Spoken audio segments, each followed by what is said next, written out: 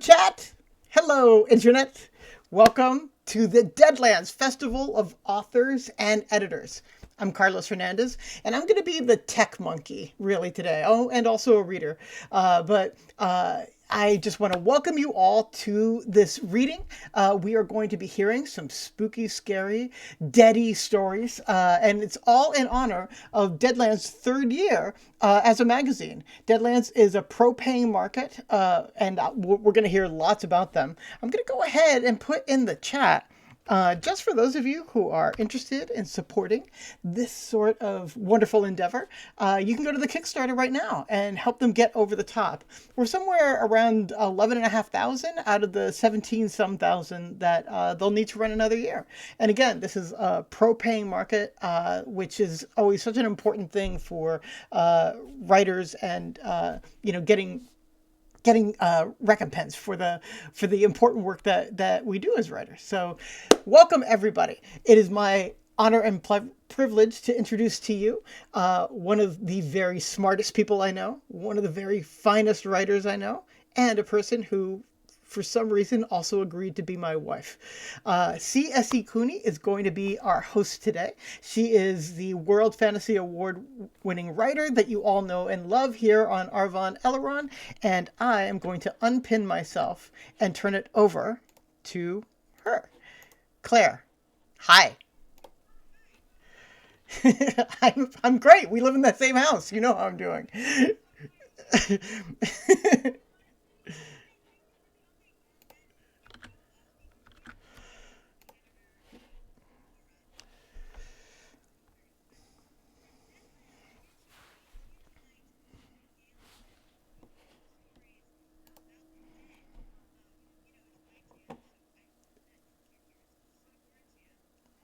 Oh, Claire, you might be muted.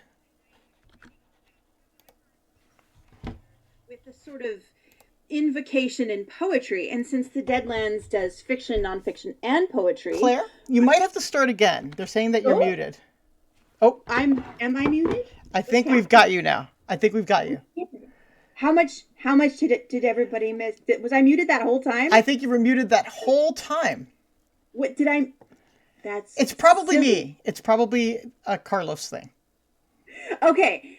I'm just distracted by the sight of my own face on Twitch, and I'm already muted there. I had no idea. Hello, everyone. Welcome. Good evening.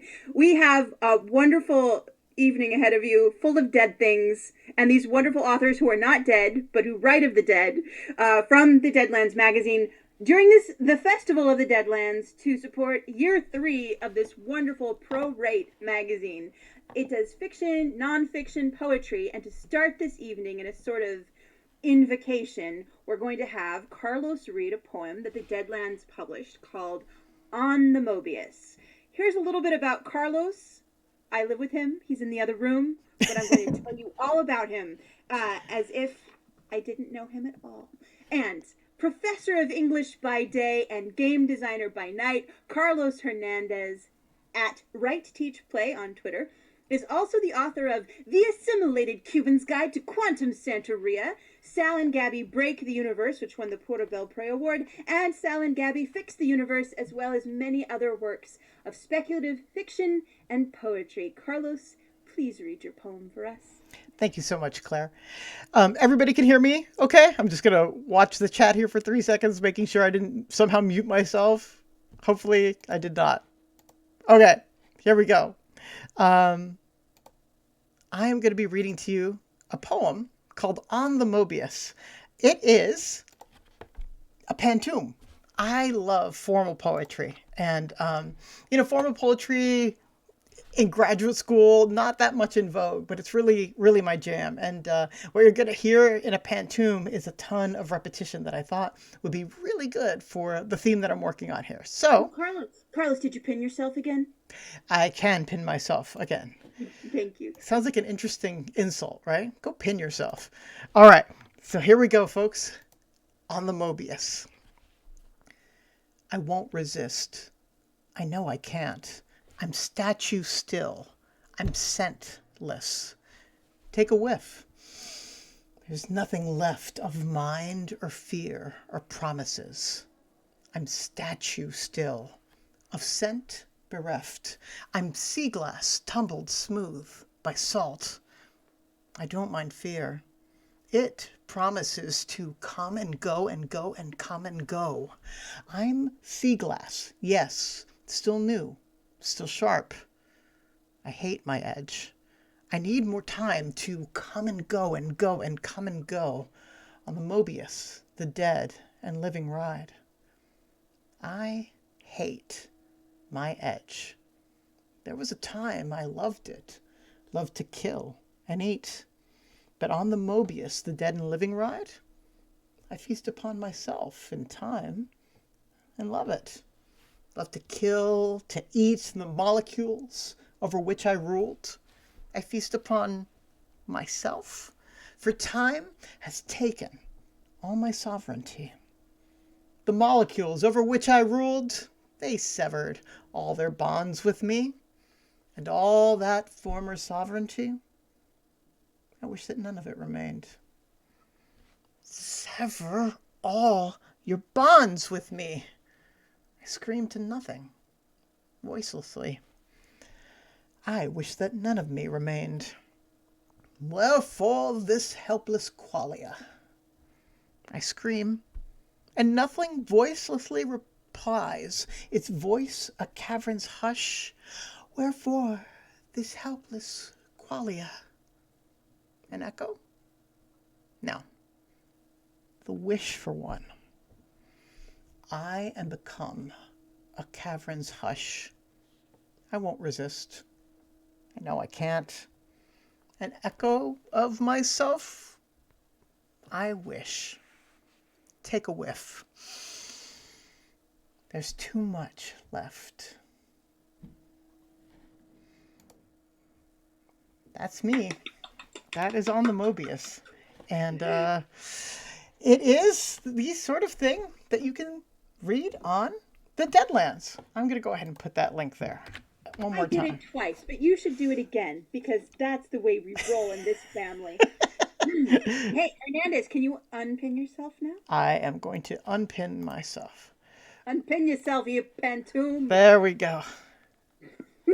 Oh, preemie. That is now my favorite insult ever. We are going to go right into our first prose reader. We're going to hear The Aftertastes by Daria Lavelle. I'm going to read you a bit about Daria. Daria Lavelle writes true fiction about impossible things. Her work has been shortlisted by the Masters Review and Molotov Cocktail and has appeared in The Deadlands, Dark Matter, The Arcanist, and elsewhere. She holds an MFA in writing from Sarah Lawrence and is at work on a novel about food, ghosts, and the New York culinary scene. Daria, take it away. Thank you for that lovely intro. Can you all hear me? Give it a minute, second. All right. I am really excited to read this story. I am so excited to be here to support this incredible magazine publishing what I think is some of the most interesting work happening. A lot of what I write is about death, so I'm grateful that it exists. And with that said, I'm going to jump right in. The Aftertaste. When you arrive in the afterlife, you eat and you drink. Pomegranate seeds, the arils like edible jewels, sweet and tart and bitter, garnet beads that burst as you chew. Fungi you know, porcini, portobello, oyster, straw, and some you don't, violet amethyst deceivers and nubby dead man's toes, the taste of the things they've fed from, the things they've consumed, lingering long after you've swallowed. Blood red wine, Cabernet Noir and Berglio, Malfleur and Grande Gris, underground varietals so deeply dark they're nearly black, sediment staining teeth, glasses, and tongues, the vintages fermented in the gods' own barrels. You eat and drink because to enter the kingdom, you must first forget the world you've come from and the food of the dead unspools living memories. At least, it's supposed to. Sometimes memories won't let go, won't give way to the victuals of a spotless mind. Taste is the very last sensation to fade, and some taste memories are so potent that they become more than thoughts or sparks or ether. These aftertastes linger in the mouth, in the spirit, in the soul. They become tethers. These are tastes that, if tasted again from beyond, can cast back a line, an artery, a road to travel, a way briefly to cheat death. Jolene's is a rice cake with a teriyaki chicken center. It's salty sweet on the inside, sticky around that, robed in sheets of seaweed that stay impossibly crisp between layers of plastic, which, in a feat of Japanese engineering, come apart by pull tab, and as if by magic, wrap the seaweed back around the rice patty when you're ready to eat. It's not that Jolene likes rice all that much, or seaweed, or even the cachet of a cellophane compartment. It's that she'd been on the Tokyo-Kyoto Shinkansen, had been wolfing down a rice cake just like that one in an immaculate high-speed rail car, when in walked Akira and time stopped and her heart hammered and she fell in love with a stranger, with a language she didn't speak, with a country she barely knew.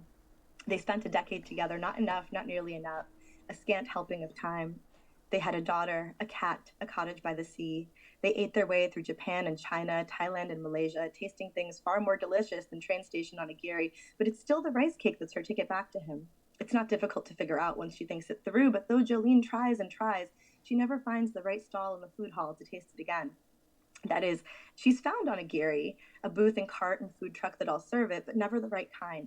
Once it's filled with ahi tuna, another time with barbecued brisket, another still with, inexplicably, jelly bean puree. There's no map of the food hall, and like the afterlife, it's infinite, so she wanders the endless aisles asking strangers for directions. She figures that either she'll find the right eatery or Akira will die and find her, though those years, he's just 36 now, will feel interminable, and she worries that he'll spend them alone. Jealously, she watches other souls, ones with closure, board the golden trains and travel on, unhindered, to where she's not yet able to go.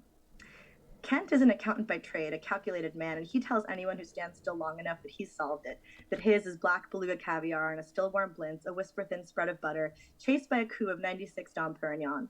He ate this once at his firm's holiday party, a course and a tasting menu they'd arranged for the partners, and he's convinced that he's right, that this was the best thing he'd ever eaten, because his interpretation of best is finest. What he doesn't tell anyone is how many times he's tried eating black beluga caviar and a still warm blintz, with and without various quantities of butter, with alternating years of Dom Perignon, 1,000 different food hall establishments, and how many times he's screwed up his eyes in anticipation, braced himself for the journey back, only to be met with bitter disappointment. His aftertaste isn't fine dining at all, it's a Whopper, the kind from Burger King, extra pickles. It's what he'd been eating at his desk, hunched over a pile of late-night paperwork when Ingrid called to tell him she was pregnant with Shane. It was the happiest he'd ever been, but happiest and best never equate in his accountant's mind. And all the whispers about aftertaste, the hushed conversations, the barstool speculations, said he had to discover the best thing he'd ever eaten and eat it again to go back. Kent is desperate to return. He has to tell Ingrid how sorry he is to have wasted all those years behind the desk, to tell his boy, a young man now, that he was always first on Kent's list, the firm be damned. He knows exactly what he'll say, the words he'll use. He's thought of nothing else since the moment he died, and failure is not an option. And so Kent spends day after day ordering blintzes, the restaurants and stalls and cafes that serve them, appearing obligingly before him in an endless lane, each futile bite bringing him no closer to his wife and boy. Mercedes knows, like really knows, the dish she has to eat to return. Or dishes? It's between two. The Chateaubriand from her wedding, later annulled, or the ceviche from that girl's trip to Vegas. What happens there stays there. Okay, three max. The Chateaubriand, the ceviche, or that cherry strudel she had with her brother Malcolm the week before she OD'd at Burning Man. At first, she favors her grandmother's meatloaf, but when that busts, she starts thinking about her ex, wondering if it really had been love, and then she's all Chateaubriand all the time, at least until she remembers a ceviche. She briefly flirts with the idea of cotton candy. There's a breathtaking candy floss corner in the food hall, but there's only so much sugar she can eat before feeling sick, so pass. There's also a week she spends focused on brunch, quiche and eggs, Benedict mimosas, but that turns out to be nostalgia for her day drinking days. Anyway, now she's sure, 2 options, maybe 3. All she's got to do is eat. The nice thing is that the food hall obliges all of her whims. Whenever a new idea pops into her head, it's like the hall reads her mind and rearranges itself accordingly. It's just a matter of time before she finds the right restaurant. This place is designed to help her, isn't it? And she has to see Malcolm one last time, to tell him not to screw up like she did, make sure he doesn't follow her into an early grave. For each Jolene and Kent and Mercedes, there are countless others, more arriving every morning, all unsettled, all searching, all roaming the aisles of the food hall, nibbling and noshing, scarfing and swallowing, hoping and praying. They're each so focused on their Sisyphean task that when the chef shows up, no one so much as blinks. At first, he stumbles about like the rest of them, heavy with his own baggage, dining in and out, trying to understand why nothing he puts into his mouth here tastes quite right. Slowly, he learns the game, the taste for the aftertaste, the search to identify, seek out, and consume them, the soul's driving desire to return and settle their business. He also learns the catch, that no one he's spoken to or anyone they've ever spoken to, not a single soul in deathly memory, has ever actually succeeded in going back. Most give up and force themselves to move on before they're ready. Winding up, rumor has it, reincarnating back as something sad and unfulfilled, like East Coast oysters or stand-up comics. The chef quickly sees that they're getting taken, and though he has no desire to return, he'd stay here forever if he could, had chosen this rather than the insatiable hunger he felt while he was alive. He feels compelled to help the others. Being a culinarian, he understands food, the way the raw ingredients feel in his palms, the slippery glide of uncooked chicken or shrimp, the earthy grit of an unpeeled potato, the anointing power of fat, of extra virgin or schmaltz or butter. He also understands how food can change, how service and setting and ambiance can transform what you eat, elevate or debase it. He understands that sometimes it's not the food you're relishing when you think back on a meal, but the company, the event, the moment that seems too big and beautiful to believe, and the food is just there, a happenstance you popped into your mouth at the right time to manufacture a memory. And so the chef, never one for rules, decides to change them. When he first opens his stall, some reservations, he has to convince souls to dine. By his second week in operation, there's an infinite line out the door.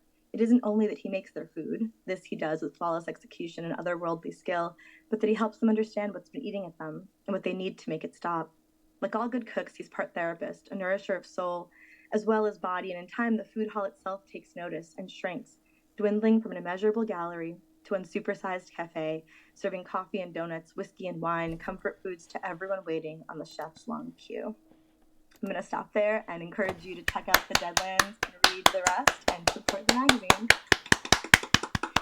Thank you. And I put a link to that story in the chat so that people can finish it and then also donate to the Deadlands. But it's really all of us, both in the Zoom chat and the Twitch chat, are like, oh, but like obviously you make people hungry, and your book will too if it's really about the culinary scene in New York. Oh my God. Oh yes. Okay. So My Cloak of Keys by Fran Wilde is next. And you'll like this about Fran Wilde. I asked all the authors to send me Twitter length bios, right? So I could tweet them real fast. And Fran got it in like basically one sentence. She's like, I write stuff. But, you know, she does write stuff. But I'm going to read from her Deadlands bio because it will give you more of a notion of how much stuff she writes. Two-time Nebula Award winner Fran Wilde has published 7 novels, a poetry collection, and over 50 short stories for adults, teens, and kids. Her stories have been finalists for 6 Nebula Awards, a World Fantasy Award, 3 Hugo Awards, 3 Locus Awards, and a Lone Star. They include her Nebula and Compton Crook winning debut novel Updraft and her Nebula winning Best of NPR 2019 debut middle grade novel Riverland. Her short stories appear in Asimov's Science Fiction, Tor.com, Beneath Ceaseless Skies, Shimmer, Nature, Uncanny Magazine, and multiple years' best anthologies. Fran directs the genre fiction MFA concentration at Western Colorado University. That may have changed since she wrote this, and also writes nonfiction for publications including The Washington Post, The New York Times, and Tor.com. You can find her on Twitter, Instagram, Facebook, and at franwild.net. Fran, take it away. That was terrifying. Who the heck is that? I have my spirit lamp on the floor, which is why I look so scary, because I thought that was like the mood and the setting. I am going to read to you tonight from My Cloak of Keys, which I love this story. I just figured that somebody working in the land of the dead would be rescuing pets, and I wanted to write this. So, without further ado, My Cloak of Keys. Most of the newly dead don't know what they want anymore, and that's a good thing. But some sure as hell do. I'm still sore from the soul that yesterday wrapped itself around one last need like a fist. Most souls appear to me like milkweed wisps and bits of packing twine. My friend at the river claims they look like worn socks to him, even the fighty ones. But this one, a stubborn bramble. I nearly broke in half, trying to get that want out. The soul bit and hissed, then yanked hard enough to pull me from the land of the dead through to where its body lay in a study, wanting to keep something from some harm. I saw a safe. I saw a girl and a bird in a cage. Which was it? The soul wouldn't say. In the end, I won my way back, pried the dark twist of metal from its grip roughly, then dragged the soul to the river with no further fight. When I was finished, I tied the want to my cloak. They take the form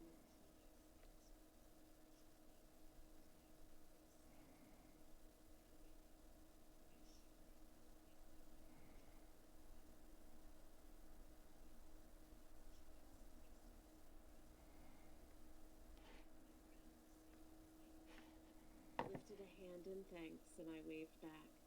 That motion created sound, a rippling of keys that broke the quiet. The wave and that sound eased my heart, what was left of it. I was doing a good job, cleaning things up for the dead. It's damn dangerous to have too much want sitting around. When one vital thing clings, it can turn the dead back on the living. It can rip holes in our equipment or staff. Take, for instance, my friend who can't handle the struggles at the shoreline alone anymore. His oar is splintering from the strain. He stoops from stress headaches. Thus, my job. Draped in the keys of old lives, I greet the newly dead. Sometimes I help them.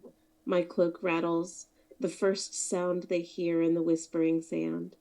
They may have expected chains, given the stories, but it's only apartment 1A, 17 Water Street, 85 Rue de Montparnasse, Global Industrial Model 2832B, many more.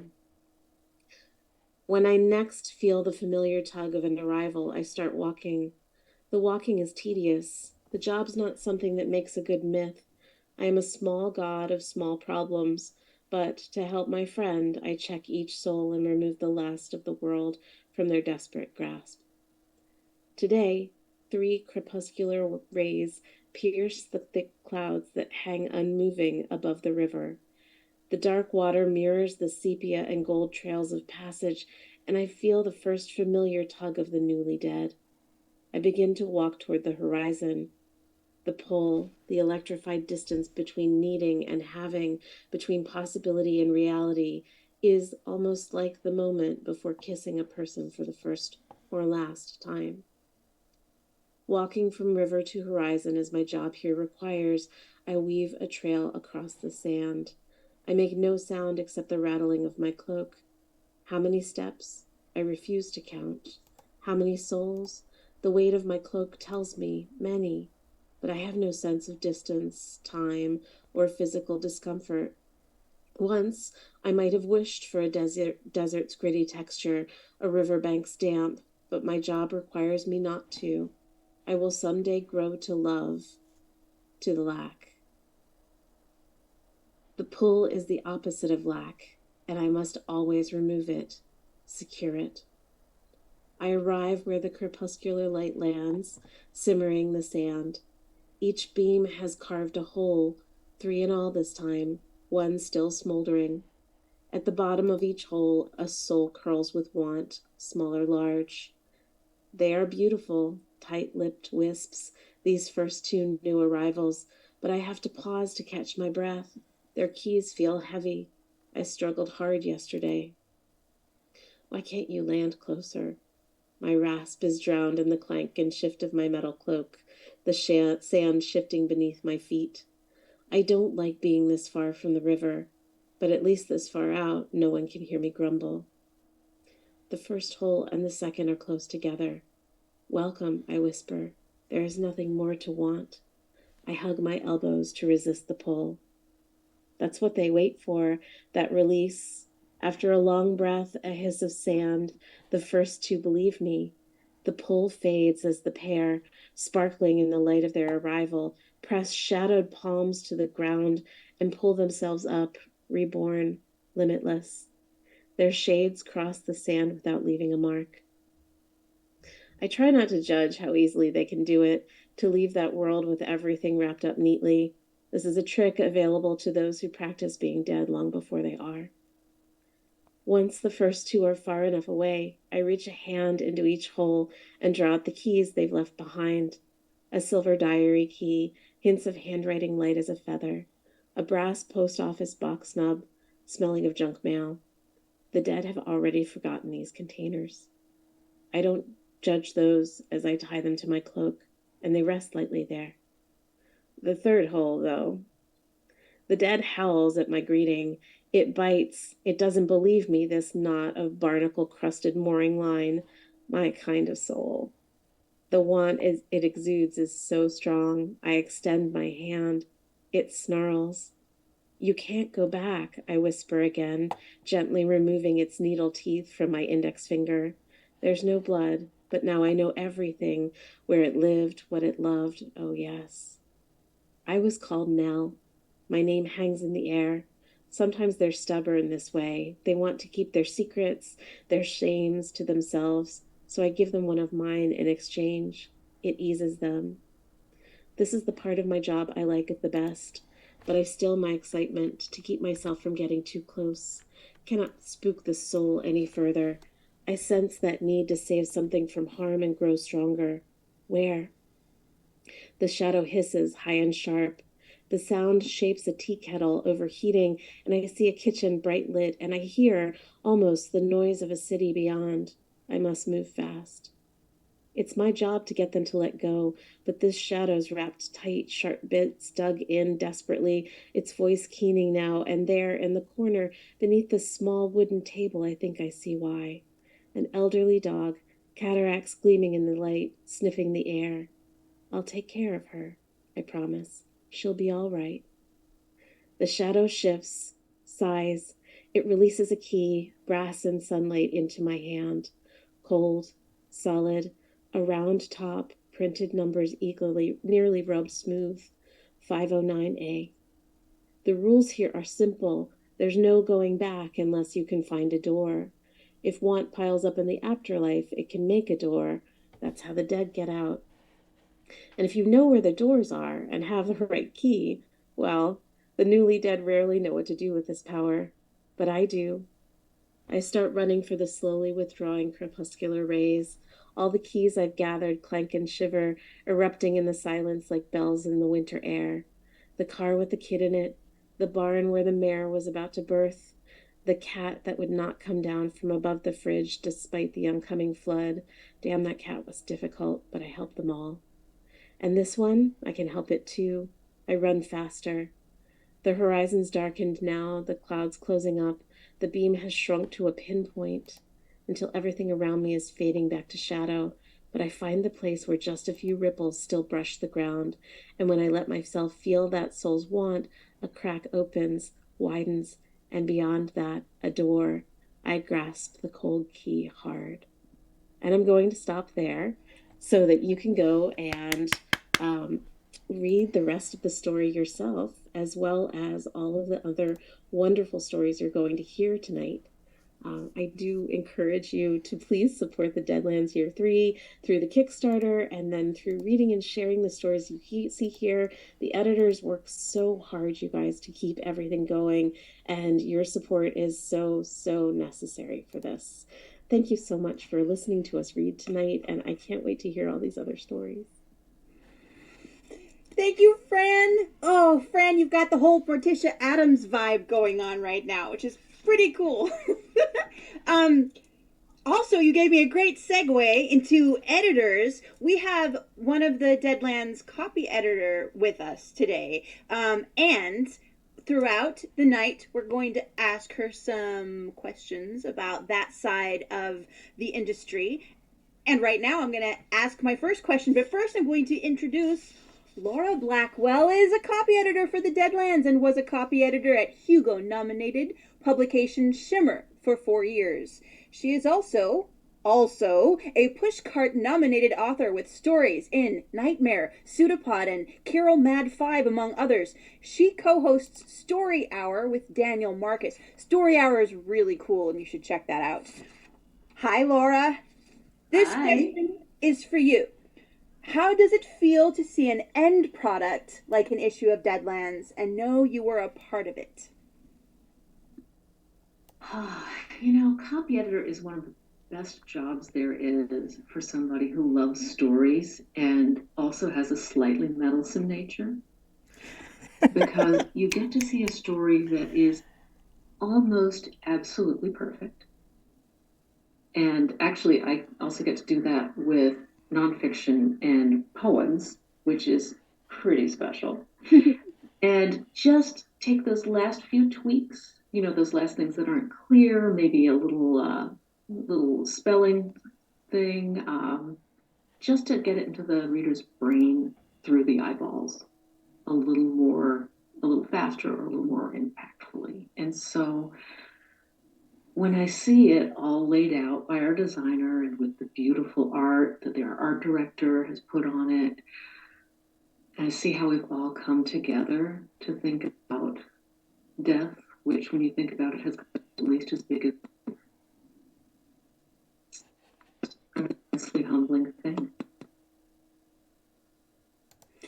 Thank you. I think you broke up a little just at the very second half of that sentence, right after the word death, when the ghosts came in and started meddling like a copy editor with our stream.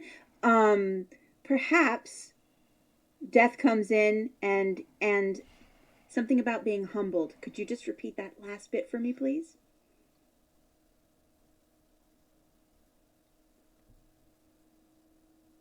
Oh, I think we lost her. Maybe she just had some internet problems. Or the poltergeist got her. That's okay. She has 2 more questions to answer throughout the night if we get her back. Meanwhile, Oh, before you move on, we are Claire, going to tell you about the Kickstarter. It's year 3 of the Deadlands, and they want $19,000 to pay all of the writers. Nonfiction. Oh, they have the coolest thing called Ask a Necromancer, where a mortician answers any and all questions you might want to have for a mortician. And believe me, I never knew I wanted to ask a mortician so many things, but then I see her appear on Instagram, and it's just the most fascinating thing. And so they have a column by the Ask a Necromancer thing, which is just an excellent part of the Deadlands. One excellent part of the Deadlands, including essays, nonfiction, and the fiction and poetry that you hear tonight. Just a small example. So tell your friends who love dead things, you yourself who love dead things, please consider backing the Kickstarter. And next on our list. ooh, before you do that, Claire, I'm going to try to do a sound thing. So sure. I'm just going to try to adjust OBS so that the sound is a little bit better. So chat, you're going to tell me if I do this thing, if you can still hear me.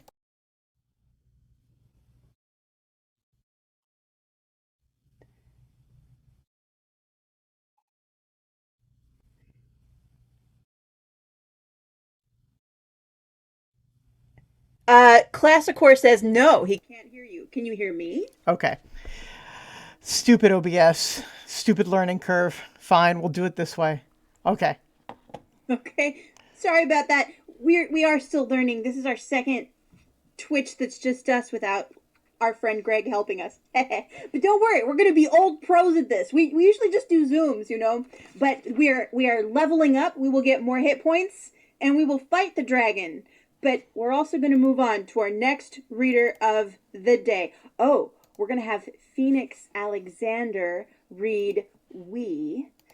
And I'm going to introduce Phoenix Alexander is a queer Greek Cypriot author of SFF and horror. Find his stories in the magazine of fantasy and science fiction, The Dark, Escape Pod, and The Deadlands, among others, with links to all of his work at www.phoenixalexanderauthor.com.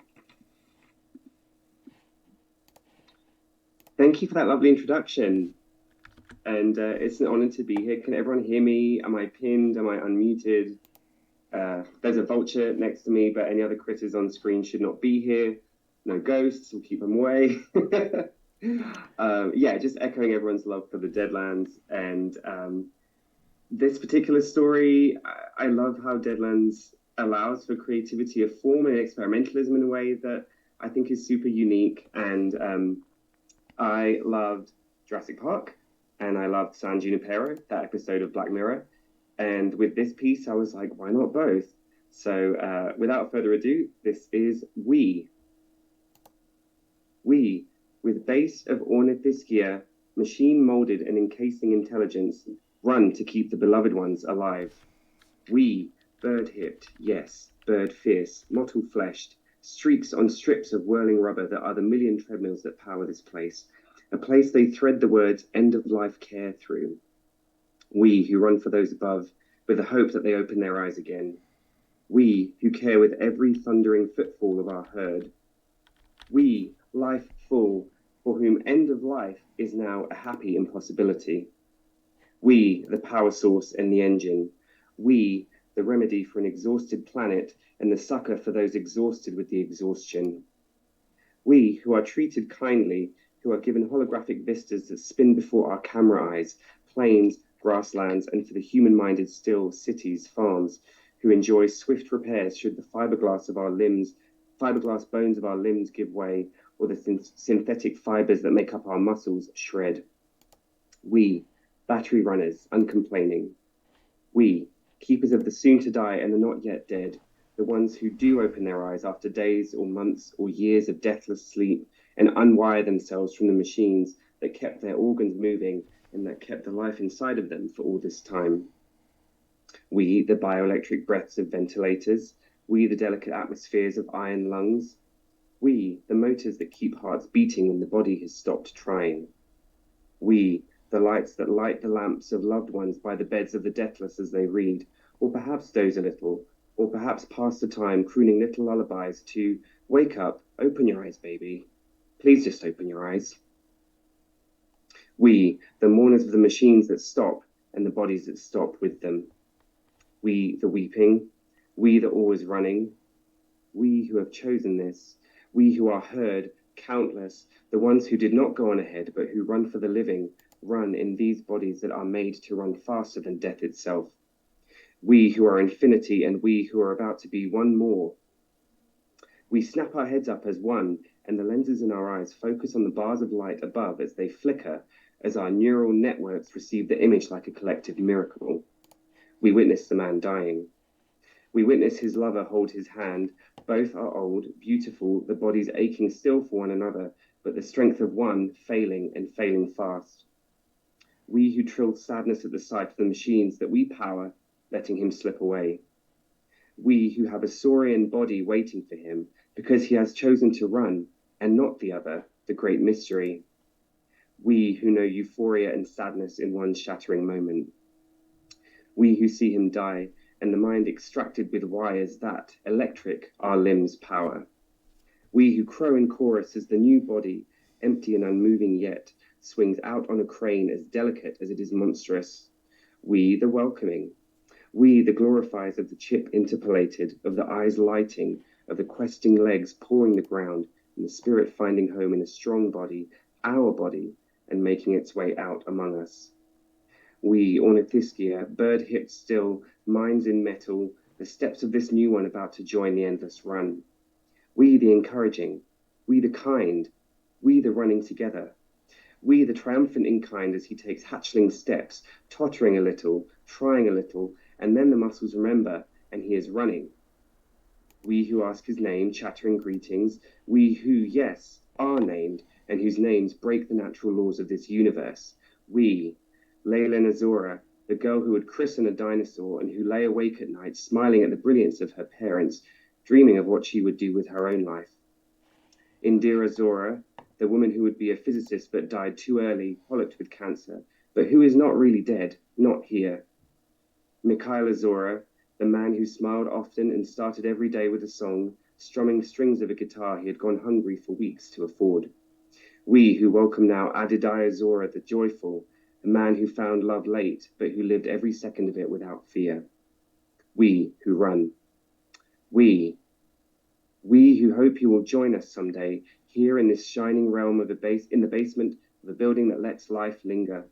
We who smile at the sunfall of your life when the ionic line wavers on that screen and your breaths grow difficult, and who wait for you to say, yes, I will, and for the jewels of your mind to be taken and transferred into a body like ours, one that will never break, that will never grow old.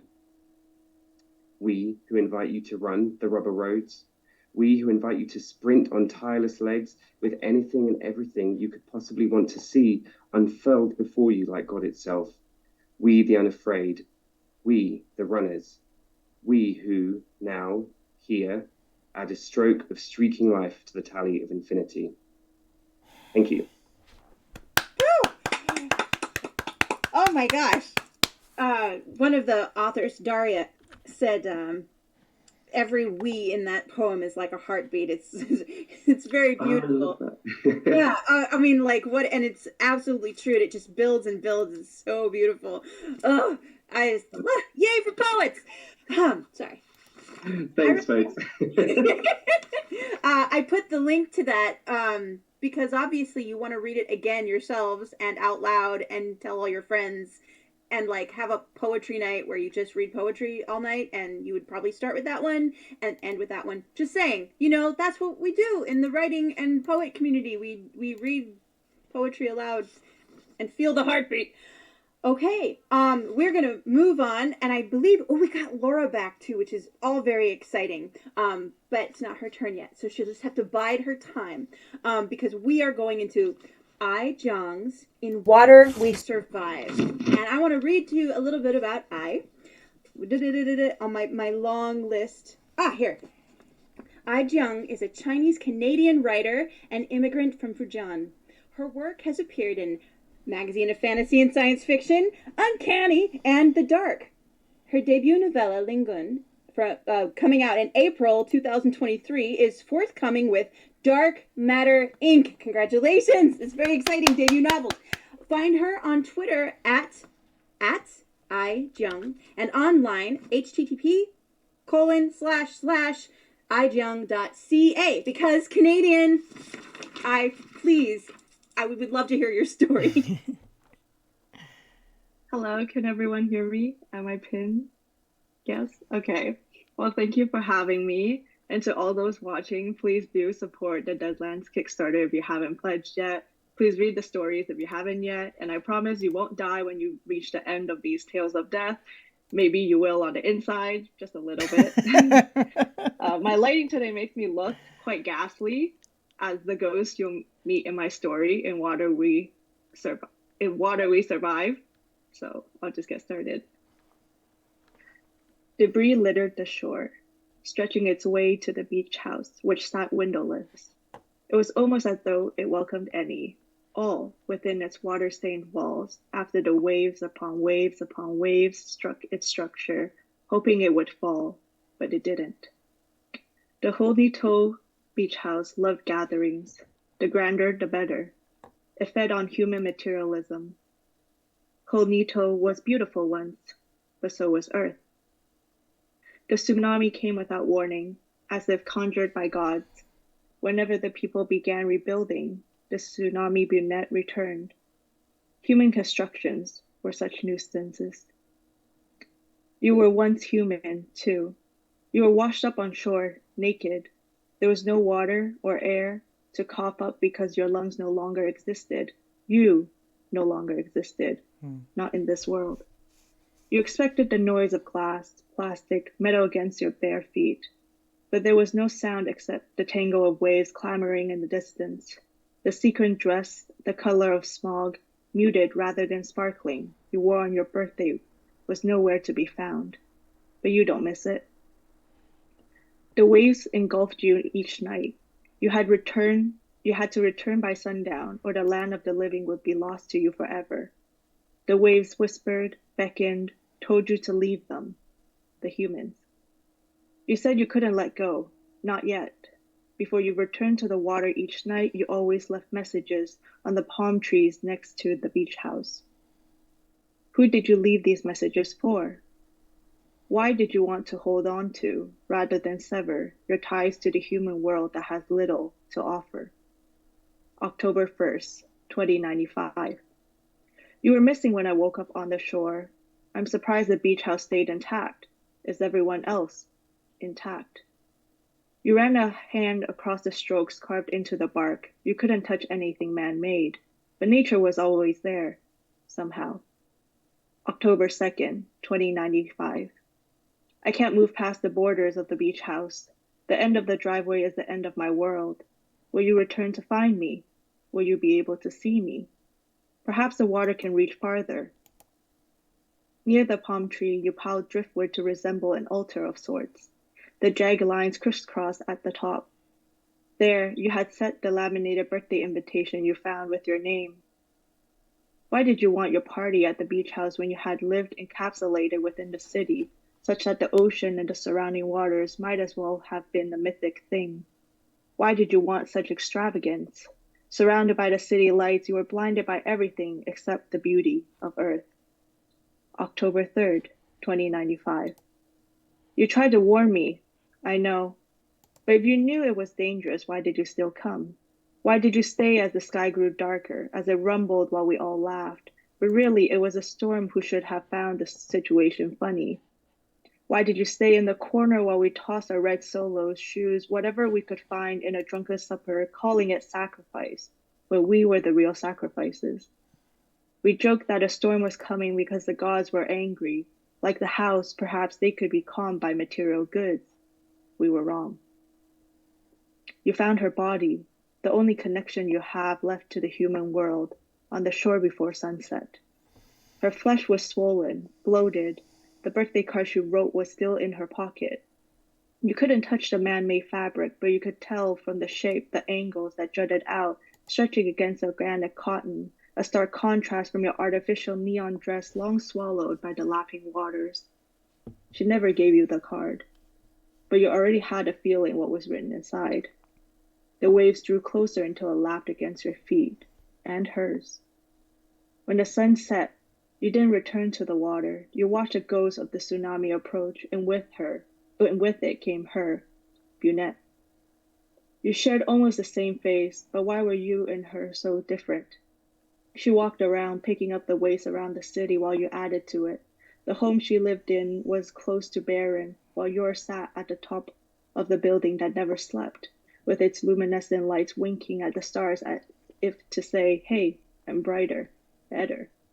It didn't matter now. Soon you and her would be the same. You left Brunette's human corpse, a tether to the human world snapped and abandoned, and stepped into the suspended waves of Brunette. October 4th, 2095.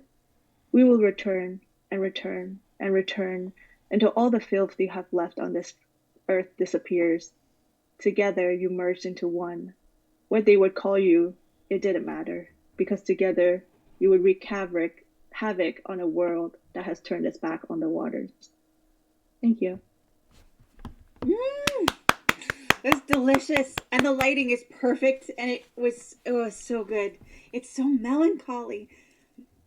I guess that's like the Deadlands is like autumn all year, autumn going into winter, like those colors, that feeling, both like a place you want to dwell in and like a window you want to look through.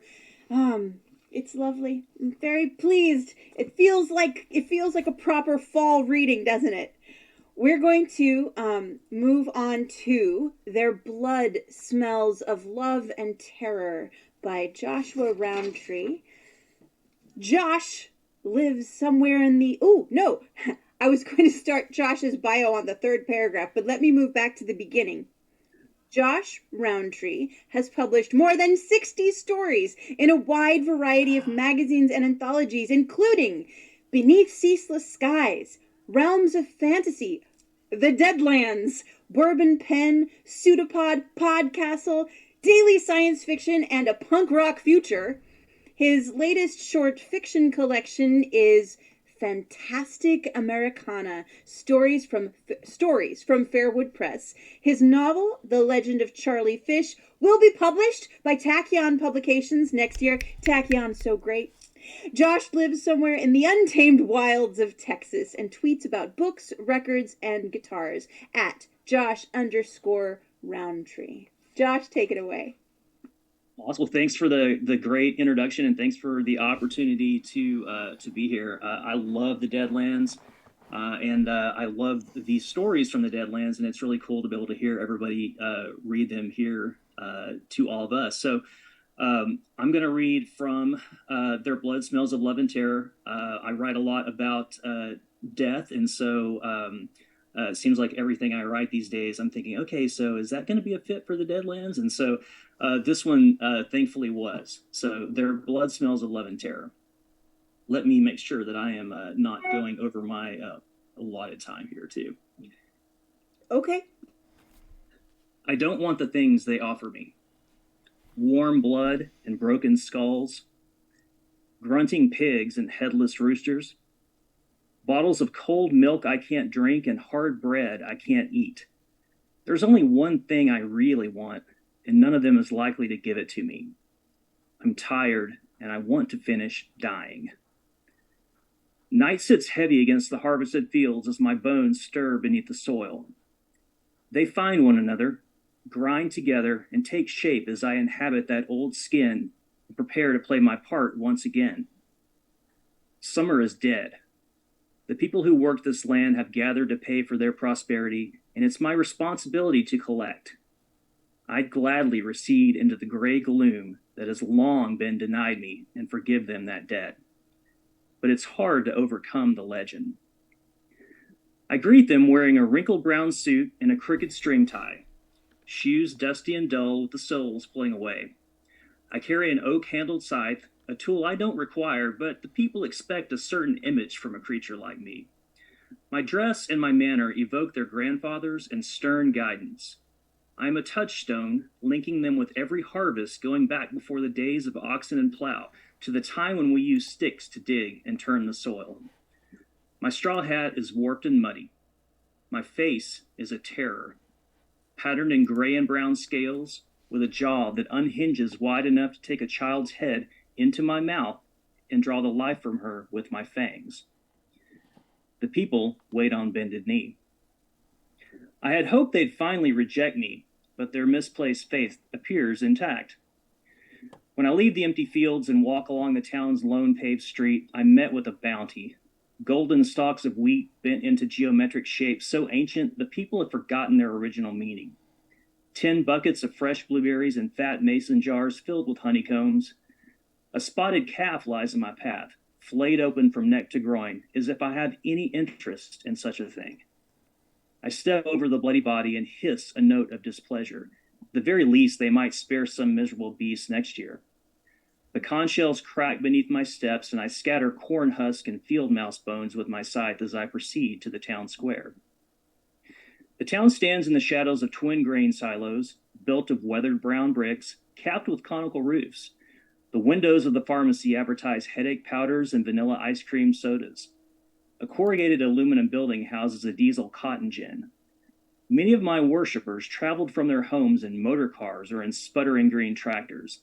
They live in a world of miracles, but still can't slough off the old ways, no matter how painful a burden they've become for us all.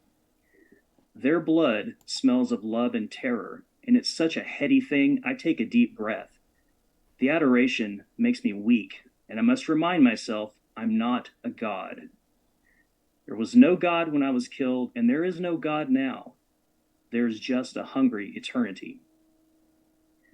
The sacrifice is named Eliza, and she's 14 years old.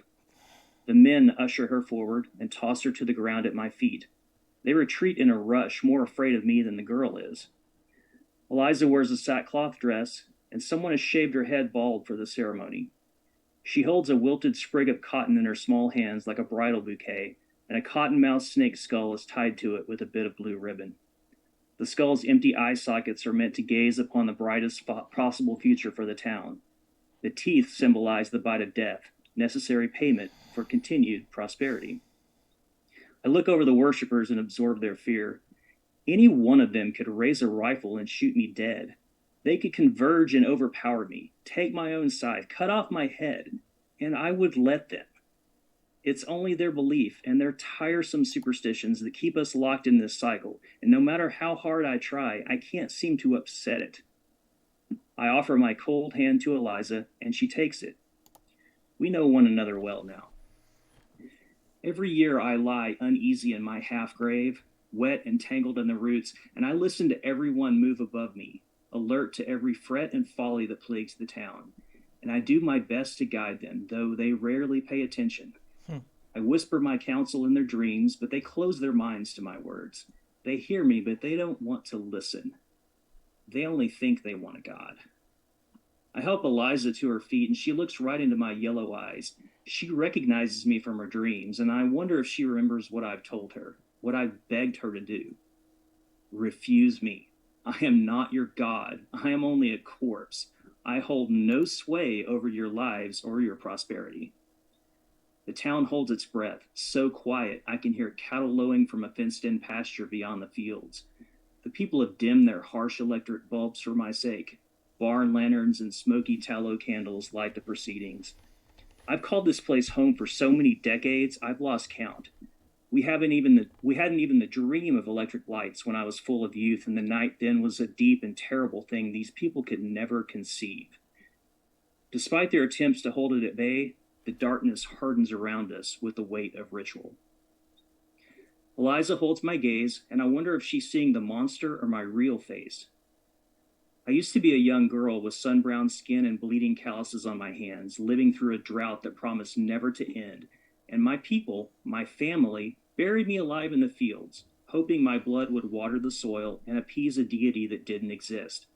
Cottonmouth snakes burrow in close against my skin, cold and corrupt. Beetles and June bugs nestled inside my rib cage and chewed away my vitals. Rain eventually poured down and seeped into my grave as my teeth fell loose and my skin pulled away from my bones. And I remained in the earth for the entire year, listening to the afterlife call me, begging whatever force kept me there in the ground to let me die. When summer collapsed into fall again, I dug my way out and became the thing they wanted to see, the god they wanted to fear. Brother Fang, Old Cottonmouth, so many names, but they all mean the same thing. I'm the keeper of the harvest, without whom they would all starve and die. Every year I rise, and every year they feed their young women to me. Always their young women. The people are afraid to move, but I can feel the motion of their hearts and the tension in their backs. They're wondering if I'll find Eliza worthy, as if anyone can be judged worthy or not for such a reason. Oak leaves ride the breeze and the air smells like animal sweat and dried dung. I breathe in all that life myself. These sensations aren't meant for me, but I can't help but mourn the life I used to have. Eliza doesn't flinch when I cup her bald head with my talon. Most of them do. My jaws open wide to reveal the white membrane within and curved fangs wet with venom. I can't help the hunger I feel, the need to accept the people's sacrifice. If it were as simple as refusing to feed, I'd gladly starve and die. But long ago I realized it's their belief in my power that binds me here, and I simply can't resist. I wish I could hate them for it, but I understand their desperation. We have spoken in dreams many times, but now I place a question into Eliza's waking thoughts. Do you offer yourself willingly for the harvest, for the good of the town, for all who gather now and all who come after? I've prepared her for this moment, begged her to release me from their worship. I've drawn her mind down into the soil and shown her its secrets. But Eliza stands before me, eyes bright and ready to die. The old people caution their children from an early age not to believe what I tell them. I may be their god, but I am, after all, a serpent. I cannot convince this town their prosperity has nothing to do with whether I'm pleased or angered. I'm neither of these things, only sad and tired and eager to escape. Eliza's not given her answer, has not voiced her assent, a necessary part of the ritual we've unwittingly built. The town fathers rumble low in their throats and risk dark glances in her direction. This is not uncommon. The sacrifice often hesitates and must be coaxed to speak. But Eliza's smiling, and that's something I've never seen before. I repeat my question. Do you offer yourself willingly for the harvest, for the good of the town, for all who gather now and all who come after? Eliza shakes her head, answers aloud, no, I'm sorry, no. And I'll cut off there. And the rest can, of course, be checked out, if you so incline, at the Deadlands. Woohoo! Oh my gosh! What happens when the sacrifice says no?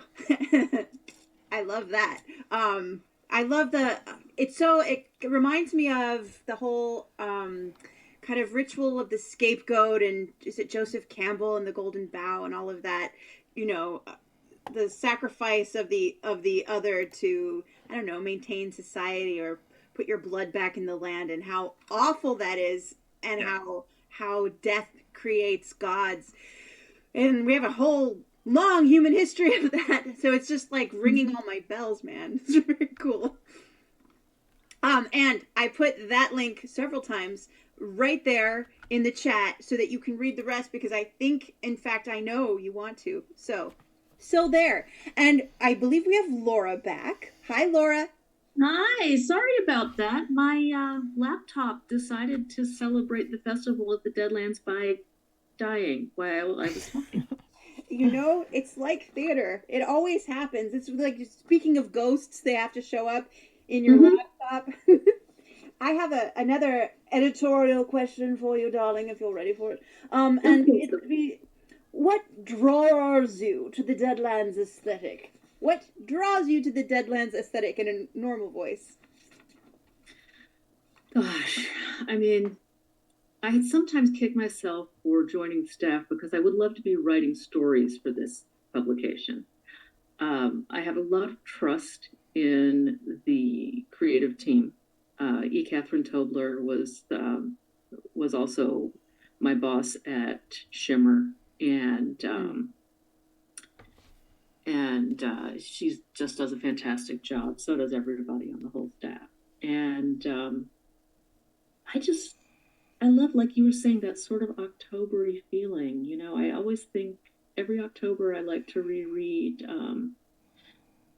Ray Bradbury's Halloween Tree, which is, when it comes down to it, about how every year they think that the world might die this winter and not come back. And that is a feeling that I physically feel every October, every autumn, whenever it comes now. And it's interesting to think about life and beyond life for all of us. We're all going to get there. But I love the shimmery, dreamy aesthetic that comes with it too. My mentor, Gene Wolfe, and he may have been quoting someone, because he was often quoting someone and I never knew who, but he used to say, keep Halloween in your heart all year round. So if anybody knows where that quote comes from, but that has a very Deadlandsy feeling for me as well. And my friend Jessica Wick, who's an amazing poet, she introduced me to a cartoon called Over the Garden Wall, which also feels like if the Deadlands produced animated cartoons, Over the Garden Wall is the aesthetic. They're quite short. There's only 6 or 8 of them, all-star voice cast, and so adorable and yet creepy at the same time. I'd never seen anything like it, and it was this beautiful, contained thing. But there's like my addition to the aesthetic. If I could give everybody who loves the Deadlands a gift, it would be that cartoon. There does need to be that lovability to it, that sense of trust. Yeah. It's not just about scaring people with the idea of dying. Oh, it's the next thing. It's almost alluring, or speaking plainly without fear, you know, that like to make something beautiful, or to create, I guess, more like a window rather than a shroud, if that makes sense. It's something we all have to make peace with in some way. Tis the season, as they say. Thank you, Laura. We'll come back with our third question after our final reader. But before we get to her, she's a genius and worthy of all accolades and attention, I'm going to just say one more time, we would love the Deadlands to continue for another year, the 3rd year of its producing its journal of endings and beginnings. And you can go to their Kickstarter. We will provide plenty of links in the chat, as I'm sure you've already seen. But we just want to encourage you not only to do that, but also to tweet about it and Facebook about it and tell your friends, because it's an awesome thing and we would love to keep this going. We are going to close tonight, well, our last story, I should say, because we still have another question for the editor, with The General's Turn by Premi Mohammed. Premi Mohammed is an award-winning Indo-Caribbean scientist and speculative fiction author based in Edmonton, Alberta. She can be found on Twitter at Premisaurus. You'll see her in this chat too. And at her website at www.premimohammed.com. Take it away. Thank you for that lovely intro. I hope people can hear me. Yeah, this is the General's turn, which was from issue 3 of the Deadlands. So it begins, and the play is conducted upon the gears of a clock. Constructed inside this ancient cathedral, the bright artifice of turning brass was, by necessity, laid flat to provide a stage. It looks wrong, but it all works to keep time. There is a bell, though it does not strike the hours. No electric lights are allowed. We often bring in lanterns, but tonight, the cavernous space burns gold and amber from the flaming city. It is bright enough to read a newspaper.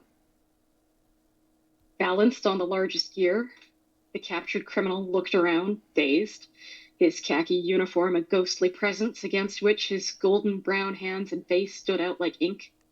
Around him climbed the ranked gears, 24 in all, threaded on axles as thick as the masts of ships. He said, What is this place? What are you doing? We have not yet begun, I said, stretching luxuriously and putting my hands behind my head. I would have attempted a reassuring smile, but did not. I know what I look like. You will hear a chime. The boy stared at us, the dozen spectators in 100 plush red theater seats. I thought he probably could not see the faces of the other officers, only the gilt buttons on their black uniforms, like so many eyes in a forest. And then what? And then the players will join you on the stage. I gestured at the darkness behind him where waiting things gleamed in the reflected firelight from the small, stained glass windows. Players, such a useful word. I could have said actors, but they are not acting. They are playing a game. Tell me your name and unit, please. You already know that, he said suspiciously. For the sake of these fine gentlemen who did not have the pleasure of traveling with you from the front, please. Private N.C. Stremvin of the 514th.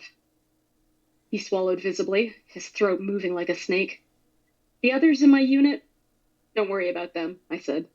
This is a game for one. There was a man, in the far north of my province. This was what he liked to do, so the papers said. He liked to steal a child, spirit it away to his cottage in the wild forest, where he had built a cellar resembling a dollhouse, every inch locked up tight, but decorated with ribbons and lace and pretty things, paintings, toys. Then he would dress up these children, rouge them like a doll, and demand they play with him. And then, of course, after a few weeks, he would kill them. And that is how the boy looks now, as if he has been captured by this man. His gaze accuses us of impossible, disgusting depravity. Nonsense, I want to tell him. Don't look at me like that. We are not perverts and kidnappers. This is war. Very well.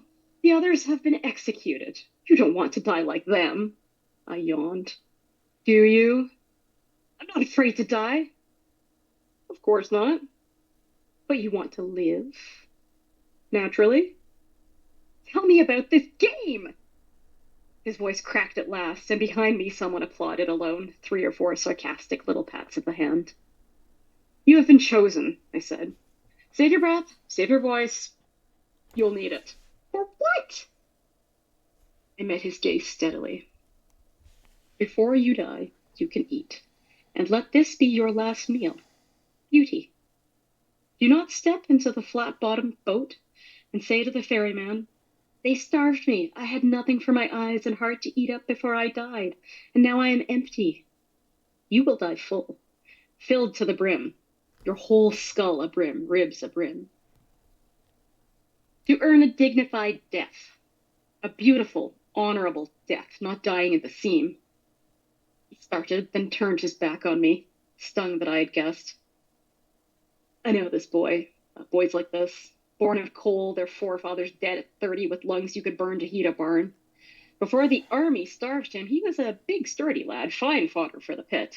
Now he is barely held together by his uniform, a wrapped packet of bones like you would get from the butcher for your dog. At any rate, if you are a child of coal, you don't fear war, as it turns out. You have been born To fight. Fight the darkness, the seam itself, the crumpling shafts, the poison gas, the corrupt foreman, the betrayal or neglect or sacrifice of your fellows, the way the mountain shuts on you like the mouth of one of those great lizards in a book. Crunch. They make good soldiers, these miners' boys. It is a guessing game, I said. You will have to guess the identity of one of the players. Fuck you, fuck this play. The boy spat or tried to, his mouth clicked dryly. I don't know any of these people. How can I? They don't know you either. I will tell you who you have to identify, though. Who? Death. I admit I am hurt, slightly, that he has not heard of my country's grand and ancient ceremony. This signature honor bestowed upon a captured enemy who could have been shot or sabred in a slaughterhouse like a steer. We like doing mass executions in slaughterhouses. They are very handy in terms of cleanliness, gutters, lighting, and so on. His mouth hung open, waiting to see if I was joking, if the others would laugh. Death, of course, lies like a mist over the land. Millions of our countrymen have been killing one another for 3 years. Everything stinks of it, the water tastes of it. But death, as well as death, attends this ceremony when we hold it. You have till the clock strikes, Private Stremben, which should be around dawn. If you correctly identify who plays death, you will be spared. If not, you have the choice of being hanged on the gallows currently being constructed in Old Parade Square, which will be public, or being crushed between the gears here, which only we will witness. In either event, your remains will be interred with all honor in the Royal Cemetery, and caretakers will plant rental vines around your grave to preserve your flesh. Stremben looked down at the line of guards, making the predictable calculation. A dozen men stood in the space between the first row of seats and the massive stone blocks supporting the gears. Armed. The boy saw, I knew, the glint of their sidearms.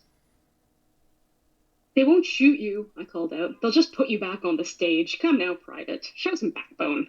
What would General Nerolo think if you did yourself in? Let me live, he said. I'm a prisoner of war. There are rules we don't like. Other people's rules. He raised his voice. I don't ask for mercy, only fairness. Reciprocity is for children and gangsters, I said. Oh, he has one more biscuit than me. Everyone else understands that life is a set of scales. I didn't invent this ceremony. We've done it for 500 years. 3 dozen wars. The same clock, the gears replaced or sharpened or milled or greased. The same foundation carved from bedrock to support its enormous weight. We carry the ceremony out only when needed. We are not barbarians. We do not do these things at a whim. We happen to think there is something noble about it, and therefore about us. Nobility is the practice of not spitting upon tradition. And that is why we picked him and executed the other captured soldiers in a more efficient fashion. I think we'll stop there. Okay, yes, but I'm just going to put the link one more time so everybody can really, no, I'm serious, read this story. I read this story earlier this year, and I was just like, what? Ah! Anyway, I have a weakness. I have a weakness for premium. It's a disturbing story. I know, but Excellent, it's so but disturbing. delicious. It should be disturbing, though, so it's good that way. Yeah, but it's Carlos and I have a saying: the trained tongue prefers a little bitterness, and yeah, disturbing is like that taste that you just want more of, and yeah, great job, Preemie. Oh my gosh. Okay.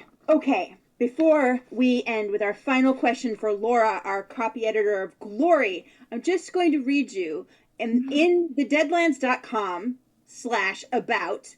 Their first thing is, I believe, a quote from Dante. In the midway of this our mortal life, I found me in a gloomy wood astray, gone from the path direct, and e'en to tell it were no easy task. How savage wild that forest, how robust and rough its growth, which to remember only my dismay renews in bitterness not far from death. And then they quote Rebecca Solnit saying, a death being the far away nearby. I just wanted to read that to you because it gives you a sense of when the Deadlands has their about page, that's what they say they're about. And it like right out of the gate, you know, like this is their bio as a magazine. And I know you wouldn't be here if you weren't drawn to that sort of thing. So again, support the Deadlands. Tell people that you know are drawn to that sort of thing. Wear black, light your face from beneath, like Morticia Adams. Proclaim this work of the dead. It's so fun. It is exactly what this season is about. And okay, but speaking of writers, we were because there are writers here. This is a segue. Speaking of writers, Laura, you're an editor, copy editor, and you've been around the written word for many, many years. You're also a writer yourself, so perfect segue. What's one thing you would advise writers to do before submitting their work to the Deadlands or elsewhere? And this can be you as a writer, you as an editor, you as a reader. Just like it can be goofy, or it can be like, I'm a copy editor, this is serious stuff, use the Oxford comma, whatever you want. Well, I actually am okay with whatever commas people decide to put in because I'll tell them what I think they should have next. And it's great when people have homophone confusion because that gives me a reason to keep a job. So don't worry about those things. But when you're getting ready to submit something to a magazine, to any publication, do think about whether it has a shot at being right for them, if it's the kind of thing that they would be interested in. And of course, you know, you can read the guidelines.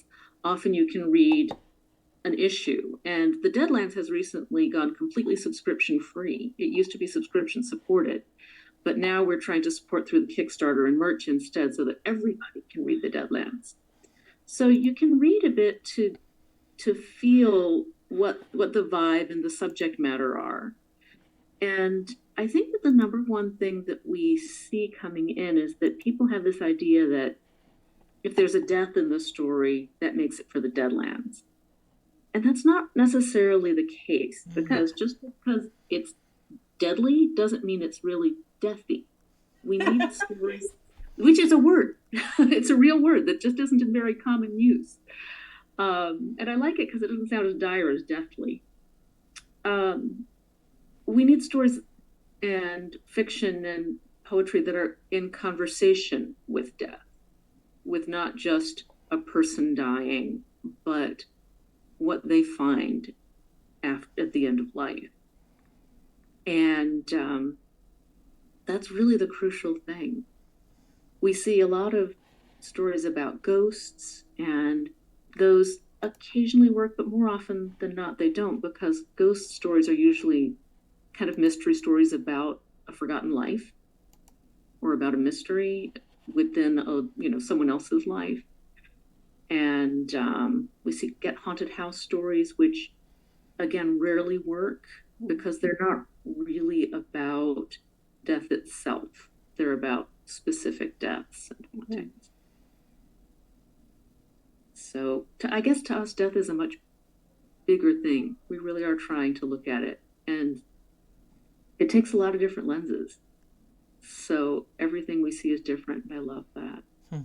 Well, we saw just tonight and heard a vast array of interpretations of the Deadlands guidelines. And the guidelines, if you go, I'm just going to show you, I will just drop it in the chat real fast. But if you go, the guidelines to the Deadlands begin with a quote by C.S.E. It's almost like, if you want to know what we're about, read this bit of poetry first, and that will give you a huge wallop of feeling of what we're looking for. But it really is in your best interests as writers to read the magazine pretty thoroughly to review and to say, now I have this feeling inside me. It is a big feeling. It's many faceted, but it is the feeling of the Deadlands. Do I have something that matches, or do I have a story to tell that I can bring up to that feeling or add to this feeling like another facet?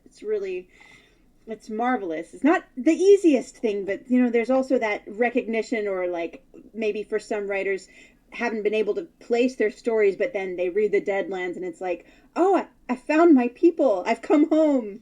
So it's a great prorate magazine. So especially for authors, if this is your thing, it's a really good reason to support them because, like my mentor Gene Wolfe used to say, writers who do not subscribe to the magazines they are submitting to are cutting their own throats, which is appropriate if you are reading the Deadlands, maybe, but not if you want to, make a sale as a writer. Yeah, let's keep that metaphorical, definitely. We don't want that. But I will just say thank you so much, everyone. We want to keep this under 90 minutes. And thank you so much, writers and poets and editor, and Carlos, who's also a poet. Carlos, thank you for running the OBS side of things. Thank you, dear chat, for being so enthusiastic and awesome and showing up and being part of this community. And thank you, Greg/Arvin, who lent us his Twitch channel for this wonderful evening. And thank you, Claire, for hosting. Oh, my pleasure. I think that's the show, so we're going to go ahead and say goodnight. Chat, one more time. Let's get a big round of applause for our readers and editors. Have a wonderful night, everyone. Take care, everybody. Thank you, everyone.